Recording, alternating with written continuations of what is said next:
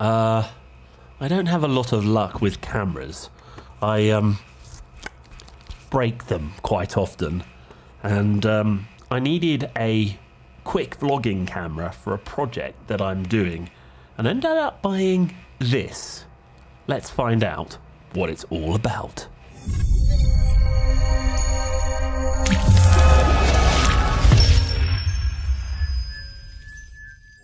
I've been on the social media YouTube platform for, well, since it began, well over a decade. And of course, cameras are a really important part of, you know, sharing your story. And I've been on YouTube just for that. I basically post anything that interests me in the hope that perhaps one or two, maybe three of you enjoy things from my perspective and get inspired by what I do. So I'm not a big YouTuber. I don't have a massive following, although a thumbs up, a like, a subscribe and a share always helps the channel. But and of course I don't have a huge amount of money to spend on equipment. And so, you know, I started off with some of the sort of cheap cameras that you could buy and cell phone cameras that you used to use when the platform was in its infancy. This I bought secondhand off I think it was a friend of mine who'd got this from the Bermuda Broadcasting Company, and well, it's well past its sell-by date. I've kind of pulled it apart. I've removed the tape system in here. It had a good lens on it. I've borrowed this camera that I'm talking to you on at the moment. I've experimented with a number of cheap GoPros, and you know, this one here, I don't know if you can see it. Oh, focus. This one's been smashed around. The lens is foggy. Of course, I do move a lot to recording on cell phones. I think particularly some of the iPhones that I've been using of late provide beautiful clear images. I've got a Nikon setup in my camera which I use for photography, and although it's not a really great vlogging camera, it does, if you set it up correctly, take some beautiful film footage. And so I found myself in this situation the other day where I desperately needed a quick camera because I'd forgotten to take the decent camera with me. And so I on a whim bought this. It's a Canon vlogging camera. Well, I suppose it's probably best now that maybe I unbox it and show you what I got, and then I'll talk a little bit about the quality of the video footage, just in case you might be interested in having a look at something like this for your own vlogging adventures. So this particular camera came in the PowerShot V10 Advanced Vlogging Kit, which actually came with a number of accessories to ruggedize and protect the camera even more. The camera itself is quite a small, compact thing. It fits nicely in the palm of my hand and is very easy to switch on and start recording.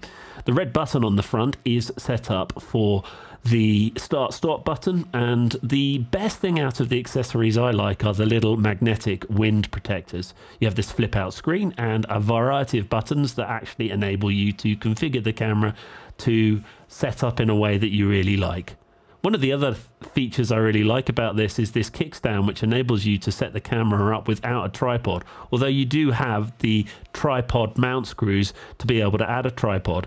It takes micro SD, and also you have a mic input and a HDMI output, so you can also use this with perhaps an A10 Mini. It also has a USB-C connector as well, which is really useful, and this is what it looks like with all of the gubbings put onto the camera, and you can see it actually makes this rather interesting setup ready for vlogging. So I've come to the Lake Elementaita Lodge, run by the Serena group of hotels, and we've just come for lunch. A group of my wife's friends clubbed together and bought us lunch for her 50th. That was a few months back, and this is the first chance that we've had to go out and enjoy this.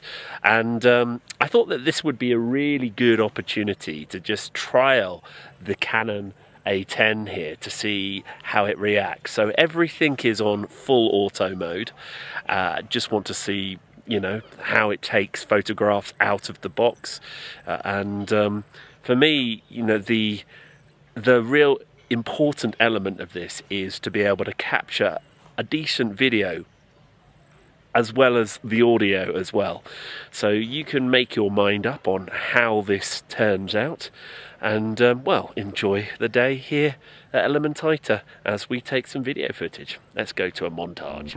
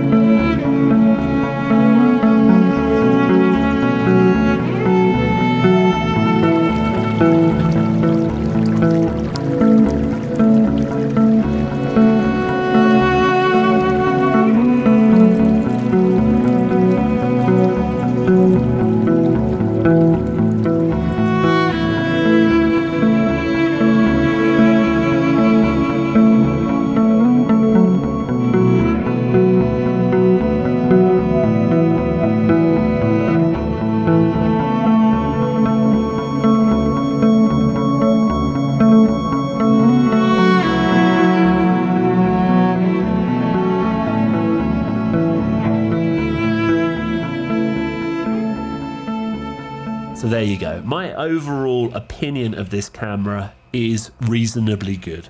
Image quality, it does film at 4K, although it does have this very annoying thing that comes up every time I switch it on when it's filming in 4K mode. It says, under these settings, the camera may inadvertently turn off because of overheating. And I've had that happen to me once with it. However, if you're filming in sort of 1080, it doesn't seem to have that problem. But for something that boasts that it's 4K, that's probably one of my biggest criticisms. The second thing is the image quality in comparison to something like my iPhone, as you've seen earlier. The iPhone, I think, does a better job. But where this, and this is the big thing that I like about this camera, is it actually has some pretty decent microphones on it. And of course, I've kind of learned that if the video work is a little bit shaky but the audio is good, that's better than having terrible audio and just image. And the other thing I also like about it is the fact that I can plug a microphone into this, and I've got a sort of a little small dead cat mic here. You can see in one of my previous videos how I adapted one of these cheap wireless things to work with such a camera, and that's a big win for me. The other thing I really like about this is if I'm vlogging, I can just flip the camera up like that and vlog away. So it's much quicker to turn on or get to filming than me opening up my camera and clicking on the camera app and then clicking record, which I also like about this. So should you go out and buy it? Well, if you're a vlogger, if you're someone that just wants to create content of you walking around the place with good audio, then potentially this is a good option for you. If you're a camera enthusiast where you want full control over your image, then maybe, you know, spending a little bit more money on something a little bit more expensive where you have that control over your image could be suited to you. But from my point of view and for my use case scenario, I'm pretty pleased with what I've got. And I'm also looking forward to experimenting with some of the live stream options that it connects to your phone and you can live stream through YouTube. I've got this project coming up later in the year where I want to take my Starlink into a remote area. I do something called Rhino Charge every year, and I want to live stream the checkpoint just out of curiosity to see if it can be done. So this is definitely a contender to be used for something like that, although it won't be able to reliably stream at 4K because it'll overheat, but certainly in the lower resolutions it might be able to do that. So hopefully that gives you a little bit more insight to see if this is something worth you buying. And as always, if you like, subscribe, share, do all of the things that YouTubers do, it really does help the channel. And I just wish you a great day, and thanks for watching.